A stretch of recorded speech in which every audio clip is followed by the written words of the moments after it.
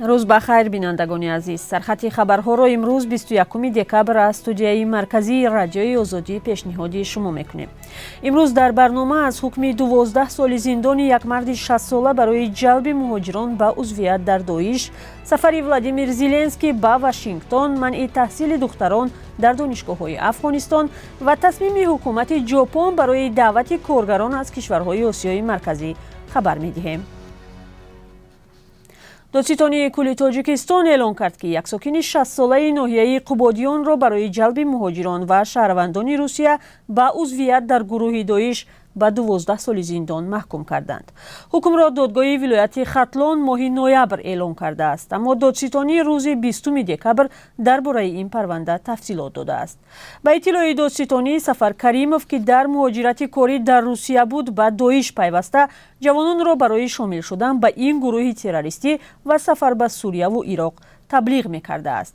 به گفته مقامات در شهر مسکو با دعوت او 2 جوان به داعش شامل شدند. مقامات تاجیکستان علیه سفر کریموف پرونده جنایتی باز کرده سال 2017 او را در جستجوی بین المللی قرار دادند.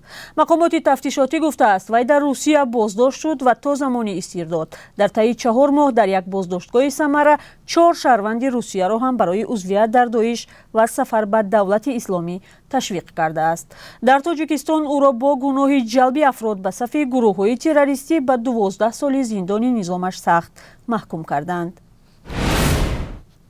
امامعلی رحمان رئیس جمهوری تاجیکستان روز 23 دکبر در حضور وکیلان مردمی سخنرانی می‌کند.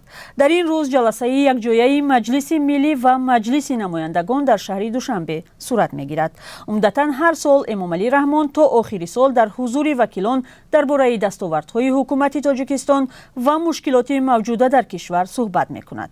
سال 2021 از زمان آغاز رهبری امامعلی رحمان 30 سال رسا سپری شد و او را سالهای اخیر برای سرکوب دیگر اندیشان و بی‌اعتنایی به حقوق انسان و تقسیم مقام‌های مهم دولتی به خویشاوندان و اطرافیانش تنقید می‌کنند. قرار است امروز ولادیمیر زلنسکی رئیس جمهوری اوکراین برای دیدار و ملاقات با جو بایدن رئیس جمهوری آمریکا وارد واشنگتن شود. این نخستین سفر زلنسکی به خارج بعد تجاوز روسیه به اوکراین در 10 ماه پیش است. عین زمان انتظار می رود که کنگره آمریکا برای طرح بودجه سال آینده رای بدهد که در آن 40 میلیارد دلار کمک اضافی نظامی با اوکراین پیش بینی شده است. کاخ سفید گفت هنگام سفر زلنسکی جو بایدن از بسته نوی کمک‌های امنیتی با اوکراین اعلام می‌دهد تا کشور خود را از تجاوز روسیه محافظت کند. انتظار می‌رود که ولادیمیر زلنسکی همچنین در حضور وکیلان آمریکایی در کنگره سخنرانی کند. سفر زلنسکی به آمریکا پس از 300 روز آغاز جنگ روسیه در اوکراین صورت می‌گیرد که بعد جنگ جهانی دوم بزرگترین جنگ در قلمرو اروپا به حساب می‌رود.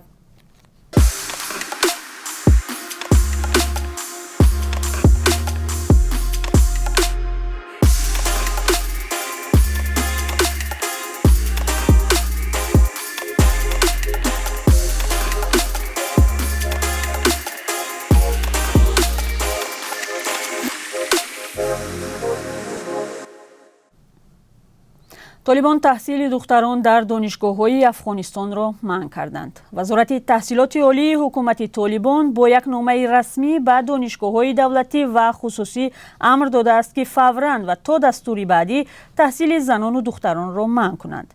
تصمیم در نشست کابینه وزیران حکومت طالبان گرفته شده است.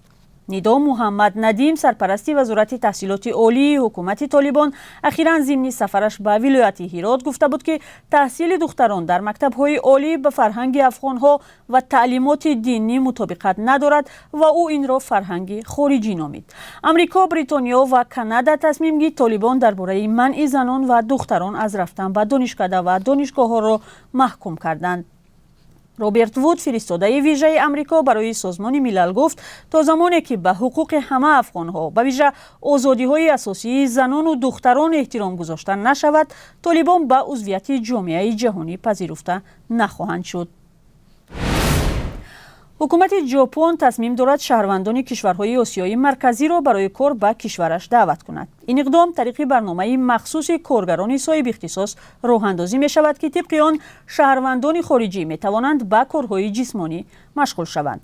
қарор аст вазири корҳои хориҷии ҷопон Йошима Ҳаяши ин тасмими кишварашро дар мулоқот бо мақомоти кишварҳои осиёи марказӣ эълон кунад. мулоқот рӯзи 24 декабр дар Токио баргузор мешавад. мақомоти ҷопон мегӯянд бо қабули муҳоҷирони корӣ аз кишварҳои осиёи марказӣ мехоҳанд вобастагии Узбекистону Қазоқистон ва Тоҷикистону Қирғизистону Туркманистонро аз Русия ва Чин кам кунад.